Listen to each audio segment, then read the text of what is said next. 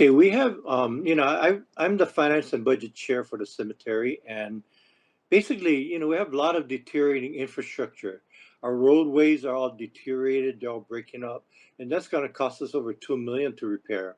Our memorial hall is, the winds blew down our one side of the wall, and all the jalousies broke on us. We can't even repair that. We don't have the funds to do that.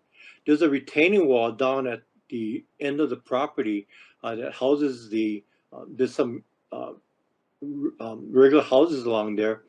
That's falling down, and we can't even fix that. We asked to share the cost of it, which we don't even have the funds to, and they refuse to do that. So if we have these funds coming in, we could take care of all of our infrastructure. We're running about maybe 15 to 18,000 negative per month, and that's barely maintaining what we have uh, in our finances. That's really not going to be enough. I mean, I'm projecting maybe 3 to 4 years, even maybe 5, before we run out of money. Unfortunately, we don't want to go the way of Sunset Memorial or Honolulu Memorial, where the community has to come on and cut the weeds, So we're very concerned with that. We are part of the community, and bottom line is that we don't want to go under. I have a long history. My grandfather was on the board. My father was on the board. I've been on the board for 25 years. And, I don't want to see anything happen to our association.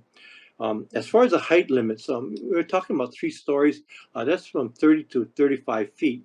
Maximum height limitations for a regular house on a 2-story house is about 25 feet. So it's not that much more that we're trying to build. We have taken consideration what people concerns are, and that's why we're trying to set it as far back into the property as much as possible. Keep the foliage along East Manoa Road, so you may not even be able to see the project. These trees are 80 to 90 feet high, and we're trying to save as much trees as possible.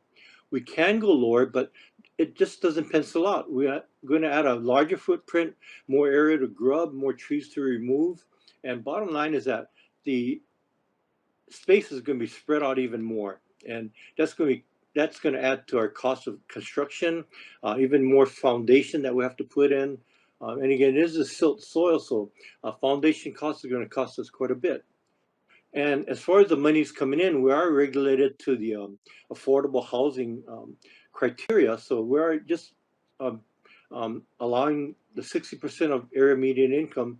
There's some 50 and some 30%, which is not very much. And with the operating costs, which I'm working on right now, I mean, we don't even have construction costs yet. The operating budget is barely giving us enough money to maintain the first phase. And as you know, these projects, they don't produce very much income. The way we're going to do is try to lease the property from our association, set up a separate entity and lease it from them. And the lease rent per month is going to be 10,000 per phase, which means that to Chung, they're going to only get about 20,000. 2 phases may just barely cover our operating costs. With the other 2 phases, like I said, we're a nonprofit. We like to help out the community. Japanese school is in need of help too. So, stuff like that. We are a nonprofit. We'd like to help the community, but we're in no position to do that. With that in mind, the convenience and retail, we are at the very initial stages. I just got the board approval as of January 16th that we can go along with this. Before that, I needed to prepare the pro forma to make sure it is a viable project. And I've seen that we can make some money, and that I presented to the board. So that's why the public was not notified sooner. I mean, we tried to notify as soon as we could and let everybody know. But unfortunately, the board had just approved it. So I couldn't go forward with that presentation. And as far as the convenience and retail, we don't have to put that in. If that's going to cause traffic congestion, we're just looking at some type of means to support the community center. The Japanese Chamber, the Philcom Center, they filed for bankruptcy, in fact, because they couldn't get the income to support that. Hopefully, some of the income that comes generated from this housing will be able to support a community center. And that community center is for the community. I mean, we're not just not for our residents alone, but for the community. We have Qingming every year from the societies, and they like to have a gathering up there. So with that in mind, we are providing some place for everybody to meet. The revenue, like I said, is minimal. And the maintenance of the stream, I mean, like I said, I put that walking path in there. That was my vision from 25 years ago, because it is mainly for our residents, but also allowing the community to walk up there. It's along the stream, so nobody goes up there now, and I don't see the traffic. We can open up our cemetery for parking, the community garden. You know, like I said, people are welcome to use that. And I think that, you know, for people that like walks, I mean, I'm talking about paved walkways, arbors, and benches, lighted walkways along the stream.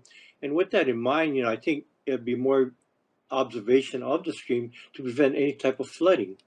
So we are trying to be good neighbors. We have taken a lot of your comments in consideration and concerns. So, and then we are still at the conceptual phases, so we are open to comments. Thank you, Chair, Vice Chair. Okay, thank you, Mr.